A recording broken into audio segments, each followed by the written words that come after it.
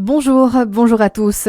Je continuerai d'afficher toutes celles et ceux qui se croient tout permis, menaçant de fait l'intégrité physique des militants pro-palestiniens et de leurs familles.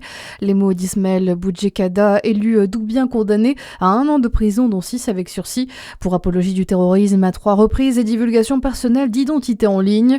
L'ancien élu local a également été copé de 3 ans d'inéligibilité et l'interdiction de contacter les victimes pendant 3 ans.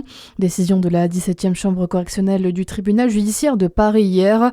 On lui reproche notamment d'avoir partagé son soutien en octobre 2024 à un dirigeant du Hamas tué par l'armée israélienne dans la bande de Gaza le 16 octobre. Il a annoncé faire appel.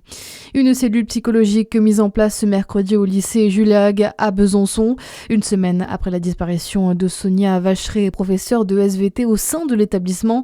L'enseignante âgée de 54 ans qui a disparu de son domicile à Montferrand-le-Château le week-end du 10 mai 2026. D'importantes fouilles dans le secteur de sa commune sont menées. La thèse d'un suicide serait privilégiée par les militaires de la brigade de recherche de Besançon. D'ailleurs, le 5 mai dernier, un élève de première s'était donné la mort en dehors de l'établissement. Âgé de 17 ans, il était aussi l'élève de Sonia Vacheré, l'enseignante qui aurait été marquée par ce drame selon l'Est républicain. L'actu en France, c'est aussi 3 jours en moyenne pour obtenir un rendez-vous avec un médecin généraliste. Les chiffres sont stables depuis 2 ans selon la dernière étude Doctolib et la Fondation Jean Jaurès. Chez certains spécialistes, les délais s'allongent comme les cardiologues avec 42 jours en moyenne. Mais derrière ces chiffres se cachent aussi des coûts indirects pour la sécurité sociale, selon le professeur d'économie et président de l'Institut Santé Frédéric Bizard. C'est un coût parce que d'abord certaines personnes vont aux urgences.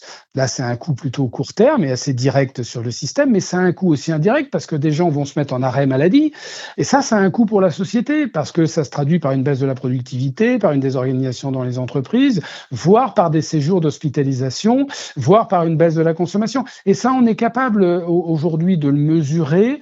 Mais donc, d'une part, nous ne le mesurons pas, mais surtout, nous ne l'intégrons pas dans la réflexion. Et donc, nous sous-évaluons. Ce sont des conséquences socio-économiques très importantes. L'étude montre aussi une disparité en fonction des territoires. Pour avoir un rendez-vous avec un cardiologue, il faut 164 jours dans le Gers contre 16 à Paris. Côté football, les supporters attendaient cela depuis plus de 20 ans. Arsenal a décroché son 14e titre de champion d'Angleterre après le match nul hier soir entre Bournemouth et Manchester City. Les Gunners affronteront Paris en finale de Ligue des Champions le 30 mai prochain. La fête du sport se prépare aussi dans le Jura. Objectif, mettre à l'honneur la diversité des associations sportives jurassiennes. Rendez-vous le 17 juin dans les jardins de l'hôtel du département à Lons-le-Saunier. À suivre la météo sur Fréquence Plus.